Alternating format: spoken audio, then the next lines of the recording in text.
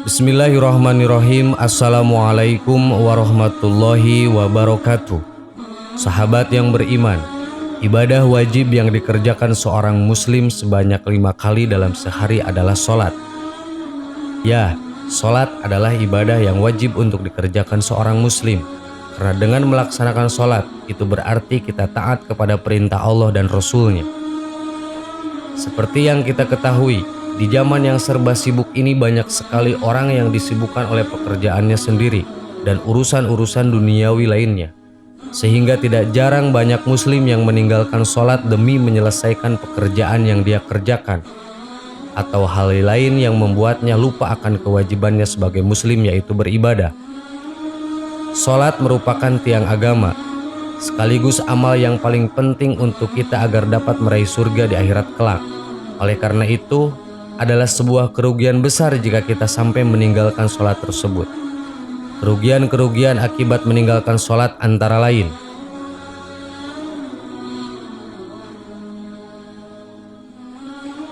1. Akan merugi di akhirat. Kelak, ketika kiamat sudah terjadi dan manusia-manusia telah dibangkitkan kembali, maka dimulailah perhitungan amal-amal yang kita peroleh ketika hidup di dunia. Dan amal ibadah yang akan pertama kali dihisab adalah sholat. Sesuai dengan sabda Rasulullah SAW, amal ibadah yang pertama kali dihisab di akhirat adalah sholatnya. Dari Abu Hurairah, beliau mendengar Rasulullah SAW bersabda, "Sesungguhnya amal hamba yang pertama kali akan dihisab pada hari kiamat adalah sholatnya. Apabila sholatnya baik, dia akan mendapatkan keberuntungan dan keselamatan. Apabila sholatnya rusak, dia akan menyesal dan merugi. Jika ada yang kurang dari sholat wajibnya, Allah Subhanahu wa Ta'ala mengatakan, lihatlah apakah pada hamba tersebut memiliki amalan sholat sunnah, maka sholat sunnah tersebut akan menyempurnakan sholat wajibnya yang kurang. Begitu juga amal lainnya seperti itu. Bila mana sholat seseorang itu baik, maka baik pula amalnya. Dan bila mana sholat seseorang itu buruk, maka buruk pula amalnya." Hadis riwayat At-Tabrani. Itulah salah satu hadis yang menjelaskan tentang keutamaan sholat sekaligus menjadi peringatan bagi kita untuk tidak meninggalkan sholat. Karena sholat adalah salah satu amal ibadah sebagai kunci surga dan ibadah yang pertama kali dihisab di hari kiamat. Untuk itu, jika tidak ingin merugi di akhirat, maka dirikanlah sholat dengan tepat waktu. Ajaklah anak, istri, keluarga, dan kerabat-kerabat dekat untuk melaksanakan sholat. Ingatkanlah mereka bahwa sholat adalah ibadah yang wajib untuk dilakukan, karena setiap muslim adalah wajib untuk saling mengingatkan. 2.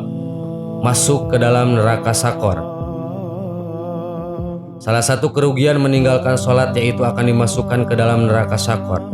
Allah Subhanahu wa Ta'ala berfirman, "Apa yang menyebabkan kamu sekalian masuk ke dalam neraka syakor?"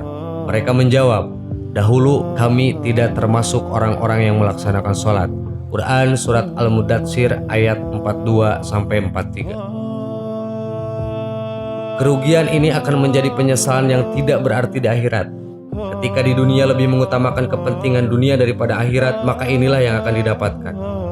Bahkan Rasulullah SAW sendiri mengatakan bahwa barang siapa yang dengan sengaja meninggalkan sholat, maka dia telah kafir. Perjanjian antara kita dengan mereka orang-orang kafir adalah sholat. Barang siapa yang meninggalkannya, berarti ia telah kafir. Hadis riwayat Tirmizi.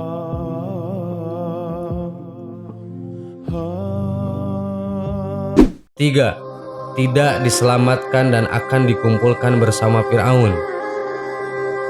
Rasulullah SAW bersabda, "Barang siapa yang tidak memelihara sholat, maka ia tidak akan bercahaya, tidak mempunyai hujah atau alasan, dan tidak akan diselamatkan. Di hari kiamat kelak, ia akan dikumpulkan bersama Qarun, Fir'aun, Haman, dan Ubay bin Khalaf." Hadis riwayat Ahmad. Orang yang meninggalkan sholat dengan sengaja sama saja dengan mengerjakan dosa besar. Imam Ad-Dahabi menyatakan, orang yang mengakhirkan sholat dari waktunya tergolong pelaku dosa besar, sedangkan yang meninggalkannya satu kali saja sama dengan orang yang berbuat zina dan tindak kriminal pencurian. Meninggalkan seluruh sholat yang 5 waktu secara total termasuk dosa besar. Apabila hal tersebut dilakukan berulang kali, maka pelakunya dianggap telah melakukan dosa-dosa besar, kecuali jika orang tersebut bertaubat. Kemudian jika terus-menerus melakukannya, maka ia termasuk orang-orang yang merugi, celaka, dan berdosa. Sahabat yang beriman, untuk itu tidak ada alasan untuk kita meninggalkan sholat. Sesibuk apapun, kita wajib mendahulukan sholat ketika telah tiba waktunya sholat. Semoga kita menjadi orang-orang yang senantiasa memelihara sholat. Amin.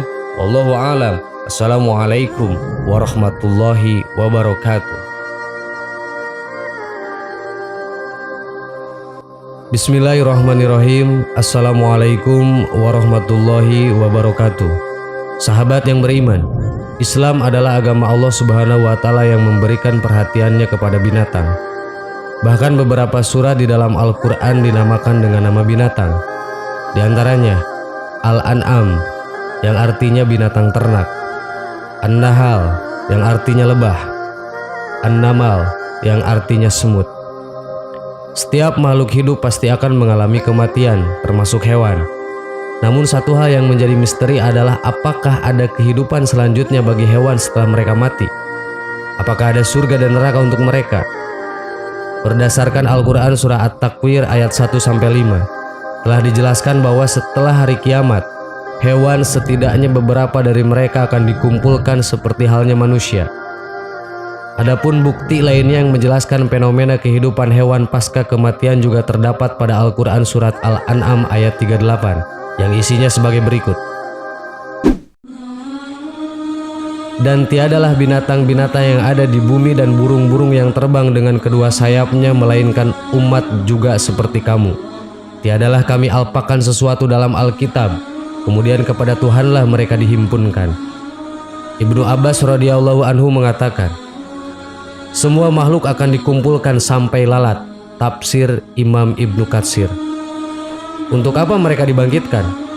Untuk dikisos, dilakukan pembalasan atas kezoliman sesama mereka. Dari Abu Hurairah radhiyallahu anhu, Nabi SAW bersabda, sungguh semua hak akan dikembalikan kepada pemiliknya di hari kiamat, sampai dikisos dari kambing yang tidak punya tanduk kepada kambing bertanduk atau yang pernah menanduk. Hadis riwayat Ahmad. Selanjutnya setelah selesai kisos mereka dijadikan abu. Dari Abu Hurairah radhiyallahu anhu, Nabi SAW bersabda, Allah akan menegakkan kisos antar semua makhluknya, jin, manusia, dan binatang. Pada hari itu akan dikisos dari kambing yang tidak memiliki tanduk untuk membalas kambing yang bertanduk. Hingga setelah tidak tersisa lagi kezoliman apapun yang belum terbalaskan, Allah berfirman kepada binatang, jadilah tanah. Di saat itulah orang kafir mengatakan, andai aku menjadi tanah. Hadis riwayat Ibnu Jarir dalam tafsirnya dan disahihkan Al-Albani. An-Nawawi menjelaskan hadis tadi.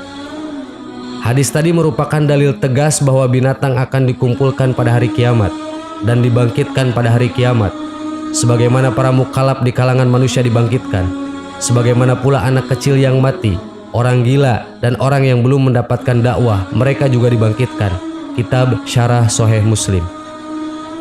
Binatang dibangkitkan oleh Allah bukan untuk dihisab amalnya, karena mereka bukan mukallaf atau makhluk yang mendapatkan beban syariat. Namun mereka dikumpulkan untuk diadili dengan dilakukan kisos, pembalasan untuk kezaliman yang terjadi antar binatang. Mengapa mereka dikisos, sementara mereka bukan mukallaf? An-Nawawi menjelaskan, kisos untuk hewan yang tidak bertanduk kepada hewan yang bertanduk, bukan kisos karena mereka mendapatkan beban syariat, karena binatang tidak diberi beban syariat, tapi kisos pembalasan. Syarah Sahih Muslim. Sahabat yang beriman, itulah alasan Allah Subhanahu wa Ta'ala membangkitkan kembali binatang di hari kiamat kelak. Semoga menjadi tambahan ilmu buat kita semua. Wallahu a'lam. Wassalamualaikum warahmatullahi wabarakatuh.